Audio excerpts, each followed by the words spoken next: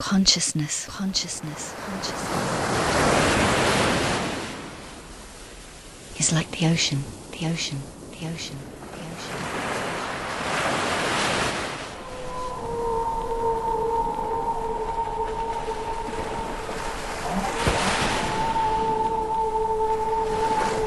The H2O Network, purveyors of passion, seeking to expand human consciousness from the deep depths of the universe of your soul.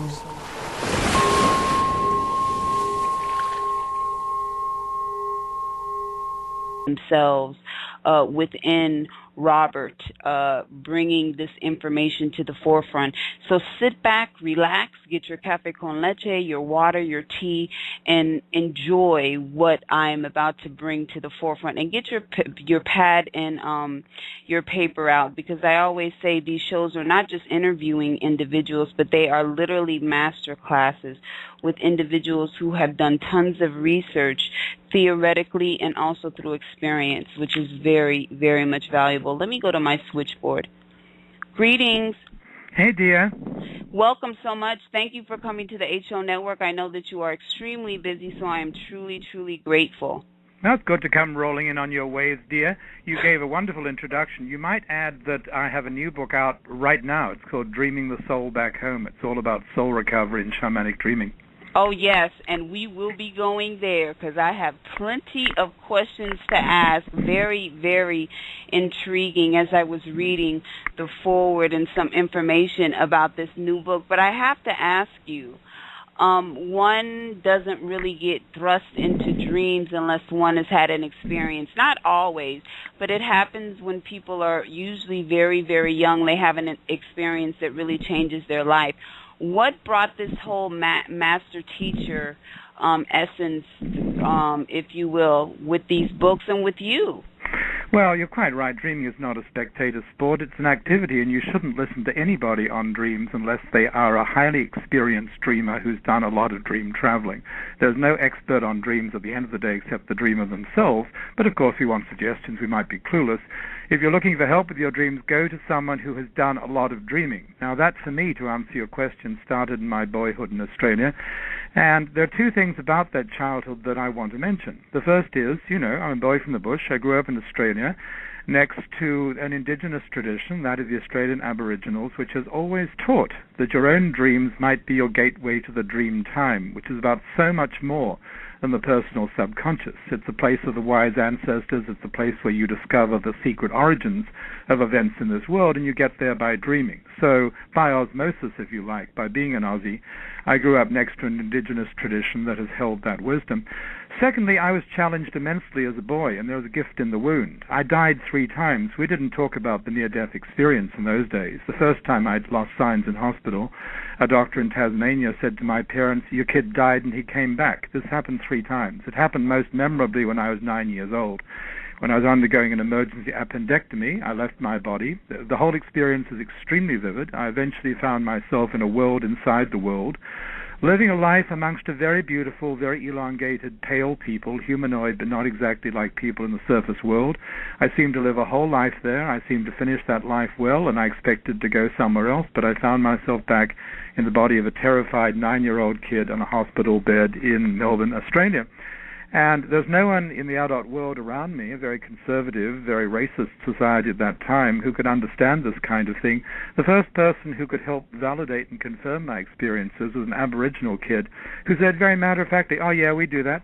We get sick, we go somewhere else, and when we get better, we come back." So I've known since my childhood that dreaming is not just about this or that. I've known since my childhood that dreaming can take us to other worlds. I've known since my childhood that dreaming can open helpful and important communication with the deceased. I've known since my childhood that in dreams we see the future and we go traveling. I've known all those things since I was a kid. Then it took a crisis of a different kind in my middle years when I moved to a farm in upstate New York to put me in touch with another indigenous tradition, that of the Iroquois, that of the Mohawk Indians. One of their ancient healers, I discovered eventually, sought me in dreams, called me in dreams. I had to learn her language. I had to study Mohawk to understand those dreams.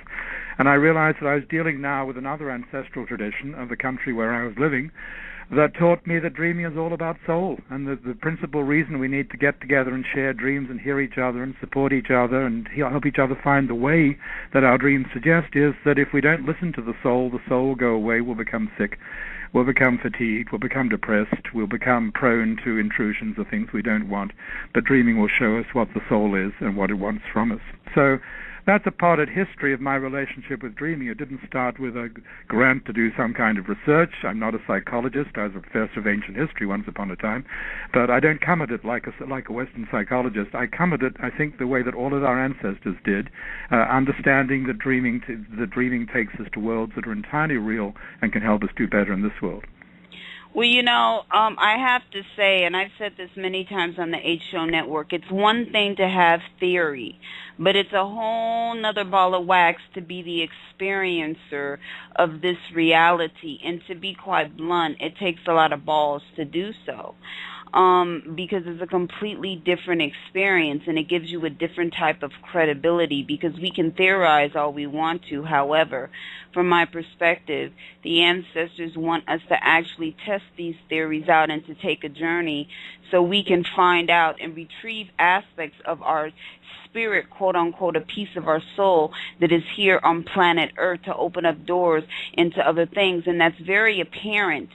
When I look at you, when I listen to you, I don't know what it is, and I think I sent you an email before the show. It is apparent that from your childhood, the ancestors gave you certain keys, if you will, in order to propel certain information to the forefront of reality, because we do have to begin to think in the ways of our ancient ancestors, the old medicine, and there are not very many people who teach dreaming in that way. Well, it's been a characteristic of my whole life that I have found myself easily in contact with the carriers of ancestral knowledge, and I do that especially through dreaming. When I was a boy in Australia, I would dream in ancient Greek. I would dream of a radiant young man from the eastern edge of the Mediterranean who told me that all true knowledge is anamnesis. That word exists in the English language, but it wasn't familiar to me at the time. It means literally remembering. And in the doctrine of the Neoplatonist philosophers of Greece, there's a whole very interesting perception of reality here. The perception is this: the most important things are things that belong to us on the level of soul or spirit. We knew them before we came into the body this time. To gain access to those things, we have to rise to ways of knowing that go beyond the ordinary mind.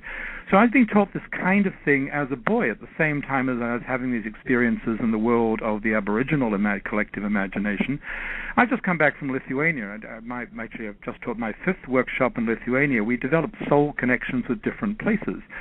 When I first went to Lithuania back in 2004 and led group journeys to the ancestors to reclaim authentic ancestral wisdom from the Baltic, where the old goddess tradition of Europe survived longer than it survived anywhere else, I found myself in direct contact with an ancient priestess, Žinė of Žemyna, the earth priestess of Lithuania. I started writing about that. She insisted on speaking to me in Old Lithuanian. We had some trouble translating it. Dear, this happens to me wherever I go. It's one of my modes of dreaming. I seem to find myself in contact with those who carry authentic elements of tradition from the ancestors. And I'll say this: whether we want to talk about it or not, we have to deal with the ancestors in 3 ways. We have to deal with the ancestors of our families and our bloodlines, and that might require some cleansing and some healing so we don't carry the bad stuff, so we don't repeat patterns of abuse or addiction generation to generation. We are also connected to the ancestors of the land where we live or the land where we travel, and we are connected to a spiritual family of the ancestors which transcends culture and nationality and all of that.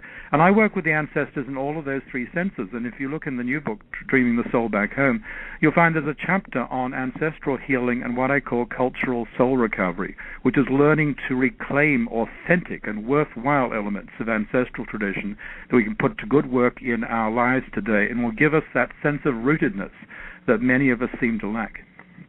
Arche, that's very, very important, because one of the things that is so key is that through us, if you will, in this incarnation in the flesh and our spiritual journey, we actually help to elevate our ancestral bloodlines. We help to lift curses. We help to lift many things, if you will. And dreaming is the key. And from my perspective, and I've even heard you say this, dreaming is really another reality. It's another element of the real, however.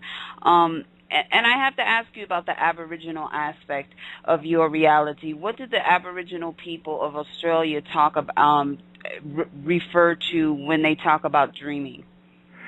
Well, as I mentioned briefly, the Aboriginal view is this. Your personal dreams may be your gateway to the dream time. The dream time is not the personal subconscious. It's not the personal unconscious, which Western psychology talks about. It is the transpersonal realm of reality beyond this world, where you have access to your true spiritual teachers and where you can begin to understand the hidden patterns, the hidden secrets of what happens in this world. This happens in the dream time. They also call it the all at once, because it's a realm outside time. It doesn't follow the logic of clock time. From that realm, you might be able to access the past or the future.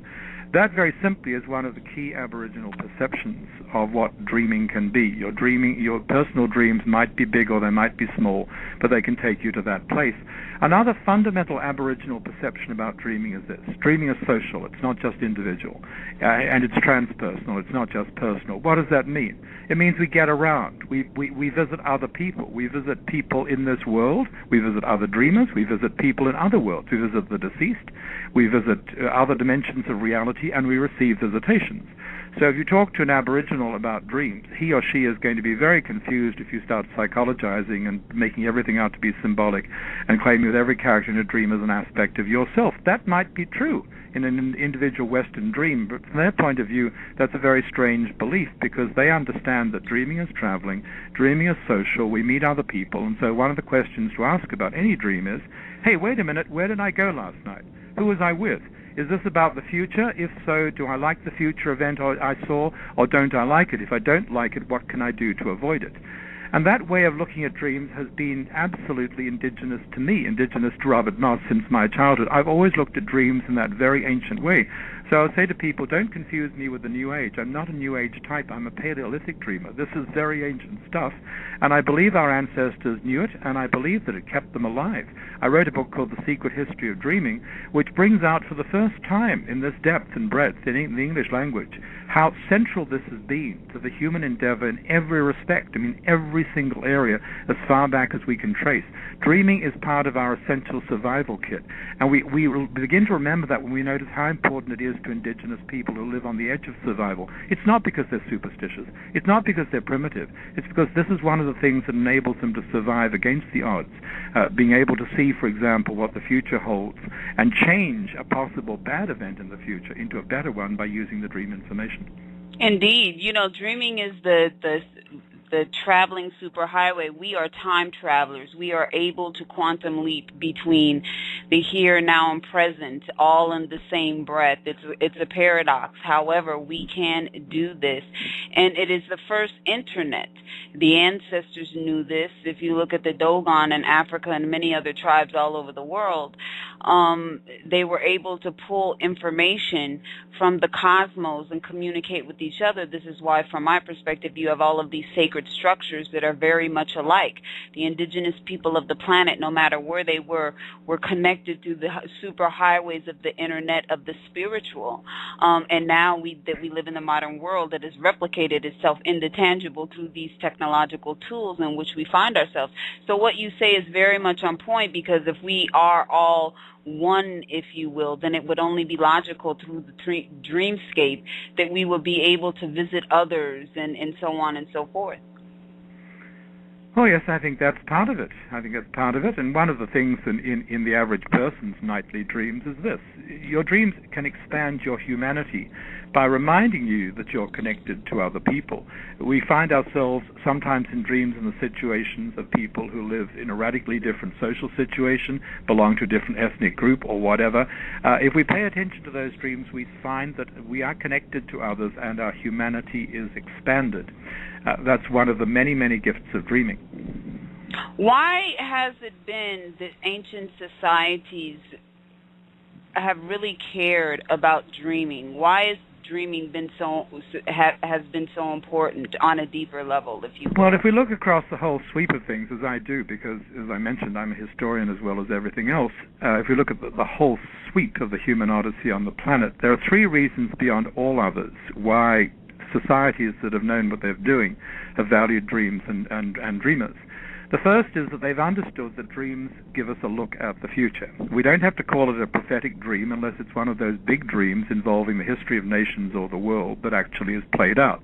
But we have predictive dreams, we have precognitive dreams, we have what I would call early warning or early opportunity dreams, which show us what might or might not happen in the future.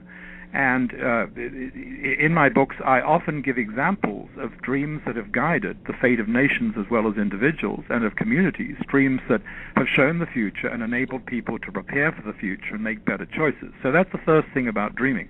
I myself, can bear witness to this, because I couldn't be talking to you today if I had not, to my certain knowledge, avoided death in 3 probably fatal road accidents by acting on the dream information and avoiding those situations in the most specific ways. I'm not talking generically. I'm talking about harvesting specific information from specific dreams and using it to avoid a date with death on the road in 3 different situations. So the understanding that dreaming is our best way of getting a look at the future, that is the number one reason why most societies, until recently, have valued dreams. The second is that most cultures have understood that dreams are a way of getting in touch with a wiser and deeper source of wisdom than is available to the ordinary mind. Whether they call that source God or the goddess, whether they call that the spirits or the ancestors, whether they call it the soul of nature or something else, most societies have understood that dreams put us in touch with a wiser source than the everyday ego. That might be the big self, the greater self in your life, who is no stranger to you, except that you may have forgotten that you have a connection of that kind. So the possibility of being in touch with spiritual teachers or the deeper source or the God you can talk to, that's the second reason why most cultures have valued dreaming until recently. And the third understanding is this: dreaming is medicine. And when I say that, I mean 3 things. Dreaming is medicine. First of all, dreams diagnose problems that are developing inside the body. And that's very commonsensical. You don't have to go a far distance to understand that one of the things going on in your dreams is that the body, which knows what's going on inside it, might be showing you in the dramas and stories of your dreams what is happening and is likely to happen inside the body. In this way, if you pay attention, you might be able to head off developing a symptom you don't want, and when something is going wrong, you might have something that you can tell the doctors and the nurses, if you can learn to talk about it in a reasonable way, which could help them to make better decisions. So dreams are diagnostic. Secondly, and there's a growing body of support for this idea in medical science and in healthcare in general, I'm glad to report. Images are healing, and the best source of healing imagery in your life is from what is true for you and authentic for you and fresh and personal to you, for example, coming through your dreams. I would say that any image that is your own that comes to you in a dream can become an image for healing. Even if it's originally terrifying, you can learn to work with that image to in the direction of healing. And that's a fundamental thing that I teach in my whole approach to healing through the imagination. How to take a dream image and develop it, if necessary, by going back inside the dream and going on with the dream and changing things in the dream space so it becomes healing. And finally, it's all about soul. It's all about soul. Dreams show us what the soul wants, and they show us where the soul has gone. The greatest contribution of the primal shaman to our modern lives, our modern healthcare, is the understanding that in any life we are likely to lose a part of our vital energy or soul through pain, through abuse, through trauma.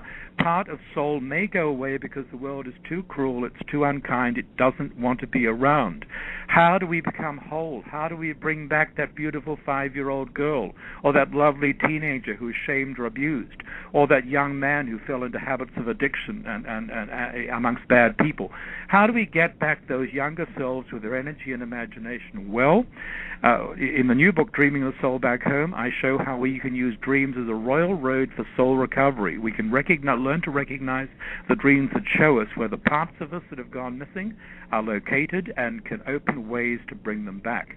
So in this respect, aspect, dreaming as a way to soul recovery, as a shamanic way to soul recovery, through which, with perhaps the help of friendly people and family, we can become the shamans of our own lives and the healers of our own souls. I mean, this is a tremendous aspect of dreaming, which I think, again, our ancestors understood. That wise woman of Mohawk tradition, that Arondiwano, woman of power, that Adzedzots, that dreamer who came to me in dreams and visions 25 years ago, she taught me that the most important thing to know about dreaming and healing is this: dreams show us the secret wishes of the soul, and according to whether we recognize and honor those secret wishes of the soul or not, we gain or lose vital energy in life. And it is our job as decent people to gather round each other tenderly, help each other to recognize those secret wishes of the soul as revealed in dreams, and take the appropriate action. So in other words, what I hear you saying is that dreams of the potentiality, well, not even the potentiality, they do save the essence of ourselves, of our soul, making us whole individuals, if you will. Why is it, do you think, in the Western world, Robert, that people really discount dreams? Even so-called spiritual people, they really overlook the dreamscape. Well, let's deal briefly with the so-called spiritual people, as you called them, and then we'll deal with the larger question. People can get committed to a practice. It might be a perfectly good practice, but they can get committed to a practice in an exclusionary and controlled or controlling way that shuts out the possibility of spontaneous experience, and that's not good. It's not good. Whatever your practice, however evolved you think you are, you don't want to screen out of your life and your understanding the pop-ups, the spontaneous things that will come to you in the night and during the day. Because the people who don't make room for dreams also tend not to make room for coincidence, synchronicity, signs on the roads of life. And let me say quickly that the dreamer's way of being in the world is not only to work with night dreams, and not only to learn to go into lucid dreaming and shamanic dreaming, conscious dream travels, but also to pay attention to what the world around you is saying, as if the world around you is alive and speaking to you in many voices, which you want to listen to. By these twin endeavors of working with dreams in the sense of getting out there, whether it's in the night or it's in conscious dreaming, and of working with dreams in the sense of looking at what the deeper world gives you through the play of coincidence, in those ways, you bring magic into everyday life and you receive spontaneous messages which will be a vital corrective to your assumptions.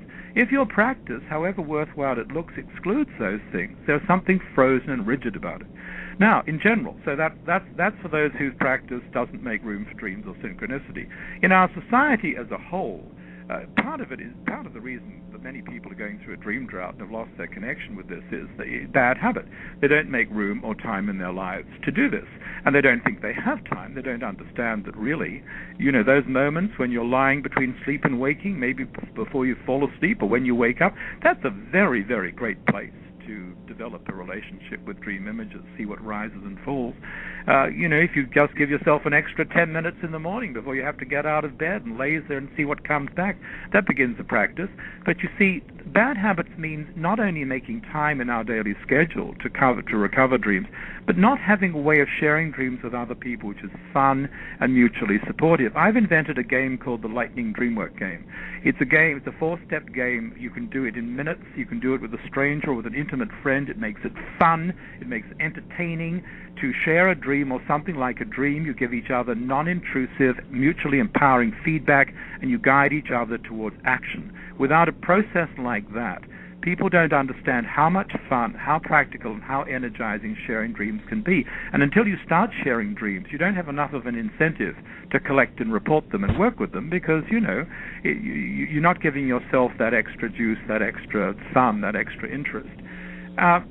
Other reasons why people are suffering a dream drought, one of them is fear.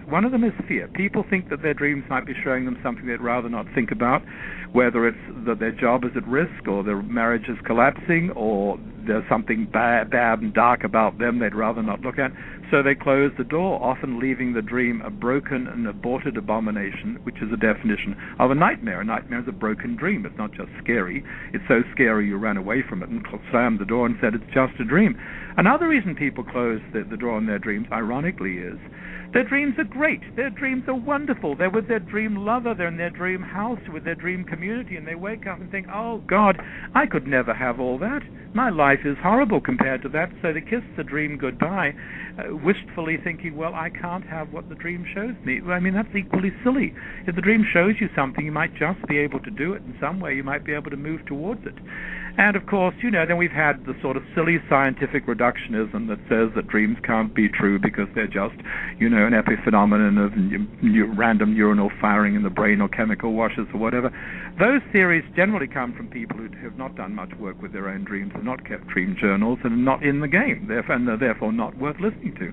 Real science is an activity of dreamers. In my book, The Secret History of Dreaming, I show how central to scientific breakthrough dreams, and especially hypnagogic states, that in-between state, that twilight zone between sleep and waking, which I call the solution state, how this has been central to the greatest creative minds, both in the era of quantum mechanics in the 20th century and back in the era of Newton and earlier on. So if you hear anybody talking about dreams as if it's not scientific to give any credence to dreams, you're listening to someone who doesn't do a lot of dreaming and is not in sync with the true spirit of science. Anyway, I don't spend much time thinking about why people aren't in touch with their dreams. I'm one of those who's changing that. I'm one of those who's making it easier and more fun for people to be in touch with their dreams and validating the importance of dreaming. Well, that's why I love you as a teacher, and I coin you a master teacher, if you will, because there is a difference. And it's funny that you say when one reads a book in theory, there's a very different feeling, a very different spiritual signature, if you will. And I can always tell because I'm an experiencer. I like to do many, many things, and I've done that since I was a child, if you will. But one has to be able to step on the other side of the fence because it's a completely different reality and way of being, if you will. Now, what is the difference between waking dreams and night dreams? Because we're constantly dreaming, but there are different frequencies and different forms, if you will, and most people don't know the difference. Well, it's a good question, and it opens a whole spectrum of activity, and I think I'll have to talk about that. My first book on all of this was called Conscious Dreaming, and that is still my preferred name for a lot of this, as opposed to, say, lucid dreaming, though I use that term too, and we practice lucid dreaming, and we go beyond lucid dreaming. We practice shamanic lucid dreaming, which is a further activity. Let's put it this way.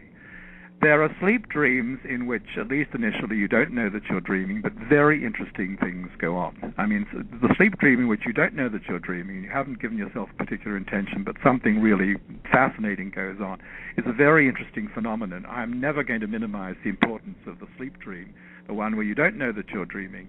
Its content might be something you didn't ask for and did not want, but it wakes you up. It might hold up a magic mirror to how you're living your life, which really gives you the ability to look at yourself from an observer's viewpoint and make better choices.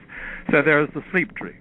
Then there are the liminal or twilight states of consciousness, which we think of, which we associate with the night, but which can also be available during the day. I mean, it depends what your schedule, your daily sleep-wake in-between cycle is like. Mine is not typical. I'm not one of those people who goes to bed for 6, 7, or 8 hours and says that's my sleep cycle. I'm a polyphasic dreamer or sleeper, which means that I sleep in several different phases of sleep, and I might do it any time of day or night, depending on what my body is telling me and how I feel. So there are those in-between, those liminal states. The $5 word for them is hypnagogia. You're in between sleep and waking. Maybe you've woken up and you're lying there drifting. Maybe it's before you went to sleep. Maybe it's the middle of the night. And that is an incredibly creative state. That's when it's easiest to embark on lucid or conscious dreaming, when you're floating in between.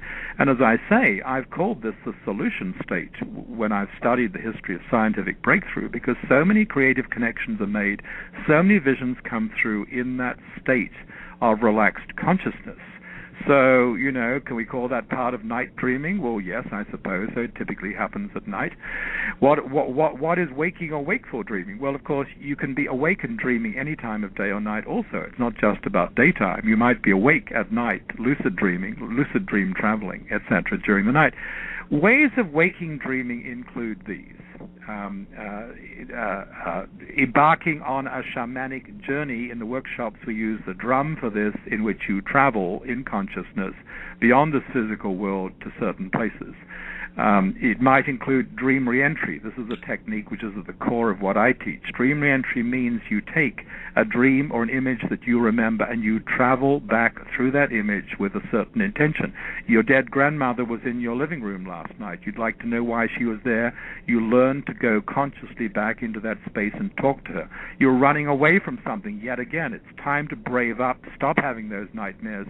You learn, perhaps with support and friendship, to go back into that space and confront the terror and resolve it. That can be an incredibly healing experience. So there's the dream reentry mode. Then there's the reverie mode. You're just, mooching around and you're letting your mind go loose. Then there are all sorts of forms of meditation, including what I would call meditation on the road or meditation in the street. When I'm out, whether it's in the woods or on the street, everything going on around me is of interest to me. I'm using all of my senses, my sense of smell as well as my sense of healing. I'm not stuck in headphone land. I'm willing to receive whatever the world gives me as an image, an idea, a sign, a symbol, maybe to be taken seriously, maybe just to be watched and released.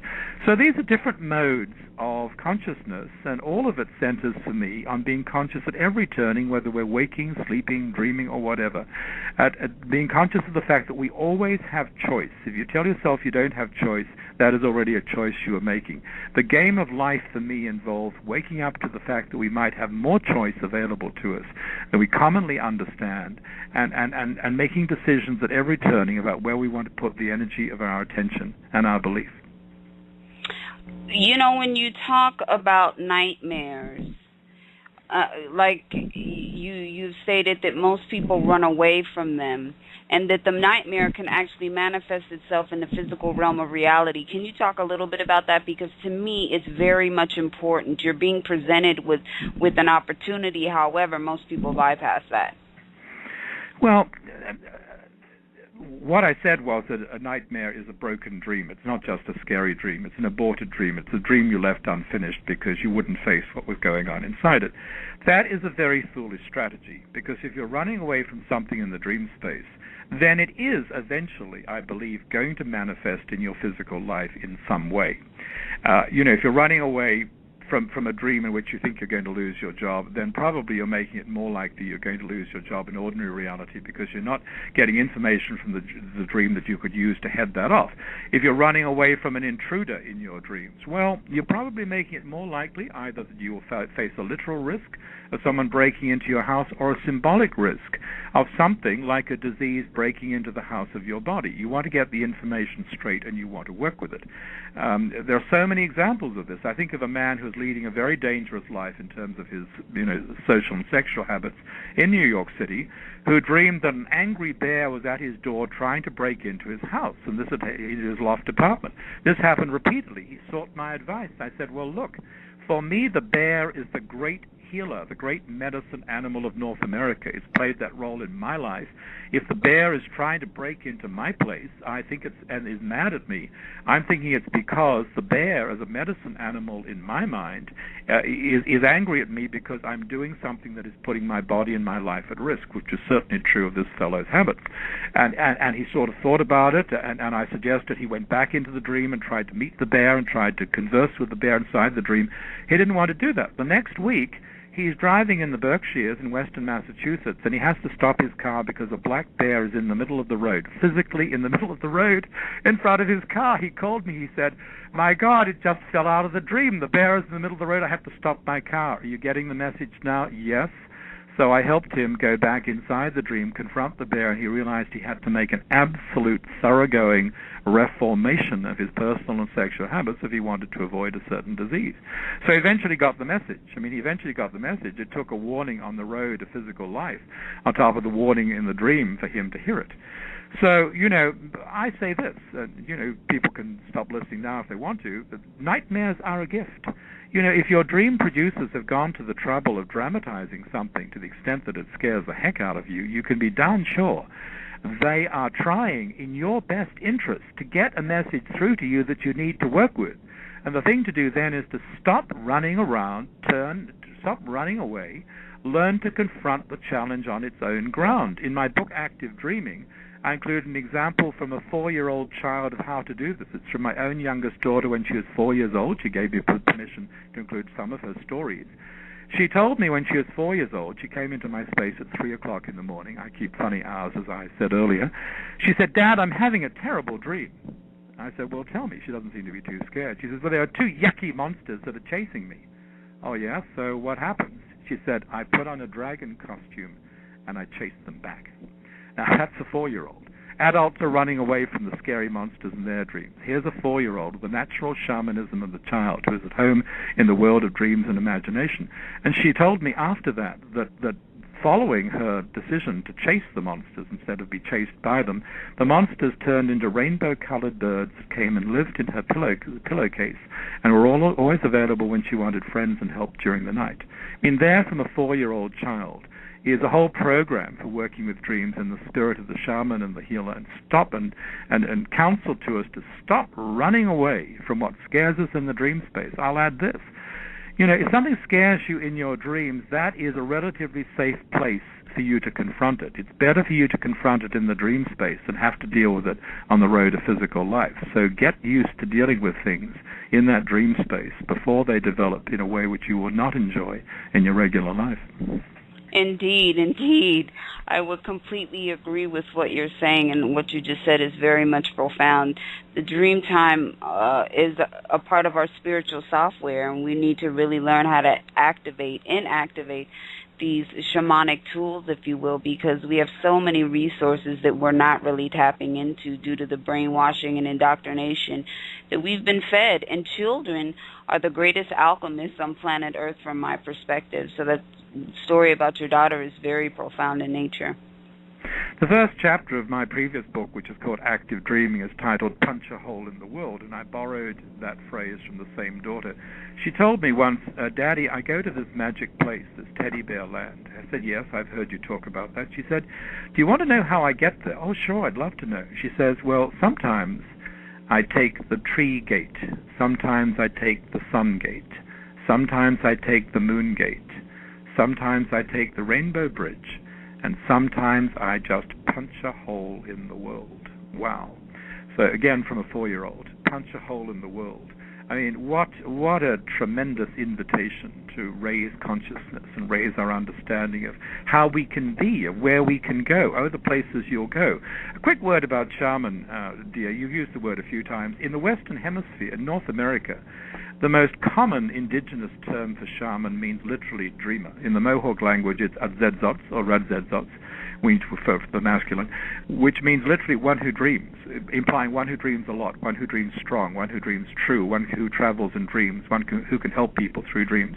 And I would say, and I say this very boldly and strongly in the new book, Dreaming the Soul Back Home, which is all about shamanic dreaming and soul recovery, that the true shaman is a dreamer first and last. There's lots of confusion about that. There are lots of people running around in this new age calling themselves shamans who are not really dreamers, who can't really do the journey thing authentically and spontaneously. The true shaman is a dreamer who can travel intentionally at will and do good things, who can travel with other people, who can travel with partners or whole groups in dreaming, go to the places where healing is to be found, go to the places from which you can scout the possible future, not only for your own benefit, but for that of a community, and bring back the results and have the results tested and confirmed. If you want a model for the real shaman, for the dream shaman of our time, you want to look to someone like Carl Jung, not just somebody who's running around in the woods sniffing people's armpits. I mean, the real shaman is also a scholar and scientist and poet of his or her culture, really up to speed with the best that that culture has to offer. And it's that tradition, it's that understanding that I've devoted my life to reviving. Oh my God, you are such and I don't mean to be forward, but I have to say it. The ancestors are truly speaking through your organic being. It's sort of startling because when I speak to my elder, who's highly respected in my community, he says the same thing. And all I have to say is Ache to you, because your information is on point. It makes the hair on the back of my neck raise up. And I have to give a shout out to Ryan Hurd, who's a wonderful dream researcher and dreamer and worker, if you will, in many different realms of reality. And he is in my chat room. And he has a question, if you will. He says, I want to hear Robert talk about some points on soul recovery and repetitive dreams. Uh-huh. Yes. Well, I like Ryan very much. Is that all that he says, or is he asking more specifically? That's all that he all right. said. Okay. Well, he's raised two big questions, and let's deal with both.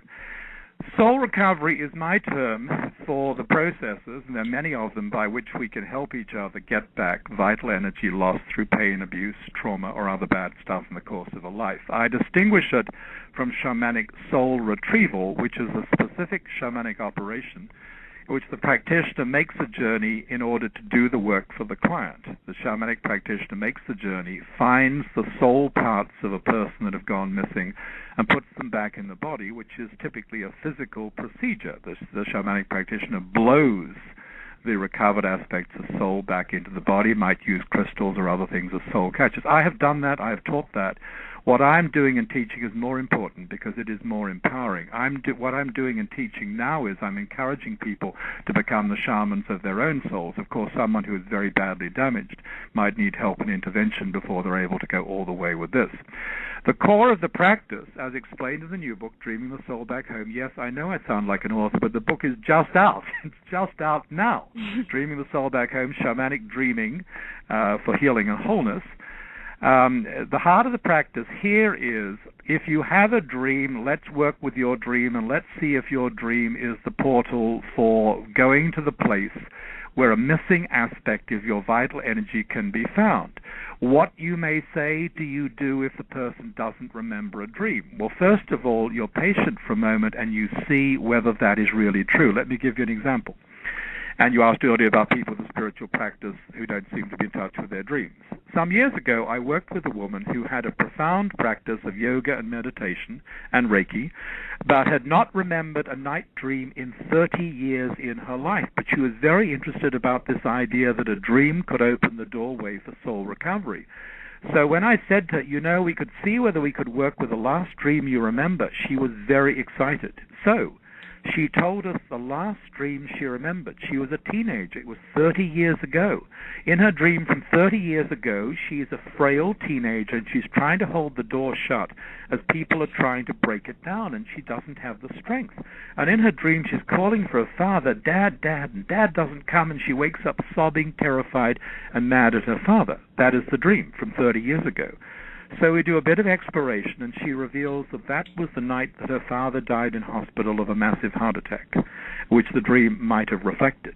So here's the challenge. Can we now use this dream as the gateway for a journey, a shamanic journey powered by shamanic drumming, to help her go to a place where she can bring back the bright dreamer in her soul who's been missing for 30 years and maybe heal her relations with her dad, which had been bad before he died. Nothing terrible, but just bad family stuff. So she agrees that she will try to travel back into the dream, put herself back inside the dream with a dual intention. Can she find out who the intruders are, and can she make contact with her dad and maybe achieve some healing? So I am drumming. The group is supporting her like an extended family. We have 30 people in a circle supporting her, watching over her. She goes right back in her dream. She goes to the door from 30 years ago, and she finds that the intruders are not bad people at all. They're angelic beings who've come to take her father away, and that's what it is. They're the death messengers. They're the ones who've come to take him. She finds her father, and there's healing, and there is forgiveness, and then she does something beyond the script. She lies down next to her mother on top of the covers, just as she had done in waking life 30 years ago, and they're lying together, and they're sobbing, and they're trying to comfort each other, and suddenly, inside the waking dream with the drum, the shamanic dream, She sees dream after dream after dream from all those years when she missed her dreams. And as she comes back and starts telling us her story, and she starts describing the dreams she saw inside the big shamanic dream, it's like there are butterflies or fireflies in the room, and we feel all the energy of soul fluttering in the room, because in going back into that dream from 30 years ago, she found the bright dreamer she had parted company with, and was now back in her body, back in her life. I've got a story today at one of my blogs, at my Dreamgates blog at BeliefNet, about a woman last weekend who went to a 7-year-old self up in a tree and got her back and embraced her and brought her home into her body and her life, and about how then we discussed how you celebrate that lost aspect of yourself that went missing. And you'll like this, dear, I think. I said, what did she like to eat? She said, oh, hot dogs. I said, I think she also liked chicharrones from something that I picked up. Oh, yes, chicharrones. So she agreed that she would feed the 7-year-old girl, 7-year-old Hispanic girl who'd come back to hot dogs and chicharrones as a result of her soul recovery this weekend. So these are some examples amongst many. I mean, the new book has many, and it has the practice. It explains the practice for how we can use dreams, even a very old dream, sometimes especially a very old dream, to open a gateway to go to the place where lost energy, lost soul is to be found, and bring it back. And the practice extends to renewing or making our connection with the animal spirits, because if you're not connected with your counterparts in the natural world, not only the animals but with natural forces, you're missing out on part of your vital spiritual identity. There's a second question there on repetitive dreams, but I think I'll draw a breath and see whether you want to pursue that or go somewhere else next. No, we're going to go there, but I have a question to ask. So in other words, one can also go back to their past lives and retrieve a piece of one's soul from that particular linear timeline and bring it back into this modern timeline, if you will, to retrieve that piece of our soul that was taken. For example, I've had another dream of another life in another time over and over again, where I was burned at the stake because I was a witch. And listening to you, I get the message that I am supposed to go back and retrieve certain information, if you will, and bring it back into this timeline in order to fill the hole, if you will, that has been missing. Is one able to do this? Yes, I think I'd endorse what you just said. I have a slightly more nuanced personal opinion about our relationship with other lives, and it's explained in a chapter of the new book, Dreaming the Soul Back Home, called Soul in the Multiverse. From my point of view, it's all going on now. So if that past life that you feel connected with its challenge and its tragedies, is part of your linear story, it's also a life that is accessible absolutely right now, and where the events and dramas are being played out right now in the multidimensional universe. And so I offer a model. I mean, in my case, theory does not precede practice. Practice precedes theory. What my model is based on my own experiences of connections with personalities in both the past, the future, and in alternate realities. And out of that, I've tried to weave a model, to present a model of how we might be related to many personalities in different places and times, and how we might be able to learn from each other, and how it might go as far as this, dear. We might be able to slip into the mind and situation of a self or a personality in the past or future, and be inside their mind for a bit and do some good that way. So what you say, yes, I endorse that. I think we can do that. I think we can do even more when we learn to become full citizens of the multidimensional universe. I feel, amongst my own web of relationships with personalities in the past and the future, I feel a particular responsibility to two personalities, one of whom I do not regard as a personality of my own, but as a mentor. That is the ancient woman, the ancient Native American woman from 7 generations before me. Mm-hmm. The other is another woman. I'm just a man, so I need some female help. The other is another woman, a priestess scientist of our possible future, living about 7 generations beyond me. I don't think she's a personality of my own family of selves either. I think she is someone who has been made possible in part by work that some of us are doing now, who are struggling to rebuild this world after some further catastrophes have happened, and is a member of an order of priestesses and scientists that I profoundly want to support. I wrote a little bit about this in the epilogue to my book, Active Dreaming. You're absolutely correct. It's like I said before, this world, this physical reality is made up of so many different paradoxes. And what you're saying about the multiverse and the future, the present, and so on and so forth existing in the now is very much true.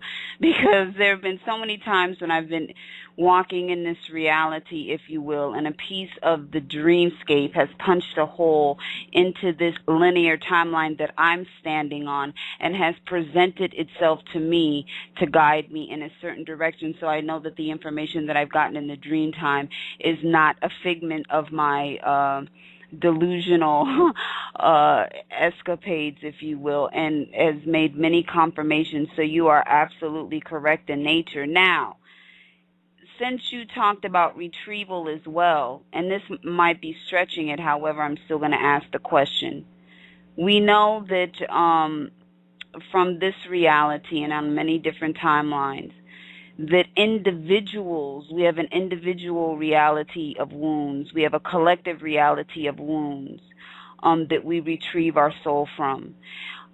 Can an individual in a dream go visit another individual who has indoctrinated their consciousness and taken a piece of their soul, kept a piece of their soul within their aura, because we do create attachments to people, and retrieve that piece of their own soul and then cut the cord from that individual in the dream time? Well, I think the easiest way to respond is to say yes, though we would have to discuss the specifics and how exactly this works. In indigenous peoples, it's understood that one of the principal causes of soul loss is sorcery or soul theft. That goes on in a focused way, unfortunately, more than we would like it to go on in the world.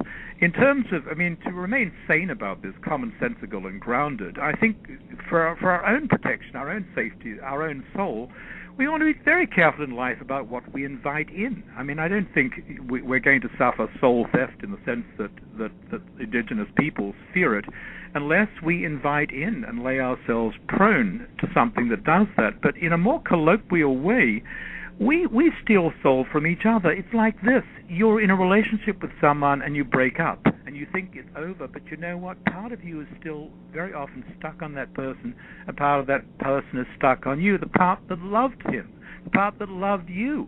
And there'll come a point in life where we have to look and see, hey, what parts of someone else's energy are we holding? What parts of our energy did we give up? Maybe, under these circumstances, through a loving relationship that has now ended. So that's not exactly soul theft, but it's a kind of soul capture that also requires attention. To go beyond the words we're currently using, there are some cases which require specialist handling, just as in any other area. I'm in favor of empowering people to do the absolute max for themselves and for others. But when you get into some details of shamanic practice and some things that you're now talking about, there are situations where you're definitely going to want to look for somebody who has the experience and the expertise to help you out. And also, Robert, I have seen individuals, because I have sight, and I've had sight since I was a little girl, and I've seen people walking around with chastity belts on, with nails in their spine. I've seen people with plates on their chakras, front and back. Sometimes it's just front, sometimes it's back, sometimes it's both. Having said that, and also, I guess you could say a tight band around their head, esoterically. Having said all of that, when one goes to the dreamscape, is someone able to do that on themselves, or would it be good to do group partnering with another healing practitioner to have them remove those esoteric, I guess you can say, shields that one might come into this physical reality with? Well, you're asking some very complex questions. I'm sorry. I don't know that I can respond to this adequately in a few seconds on a radio show. People do get themselves into some jams. They do get themselves into some complicated stuff. They get themselves into psychic or esoteric armor plating, which is absolutely not required for a decent, sensible life. I teach a very commonsensical approach to psychic cleansing and psychic self-defense, and it's explained in a number of my books. It's explained in Dream Gates, it's explained in the Dreamer's Book of the Dead, and you will find there the key resources and techniques required for maintaining your psychic protection, your psychic well-being on an everyday basis without all this esoteric armor plating and other claptrap.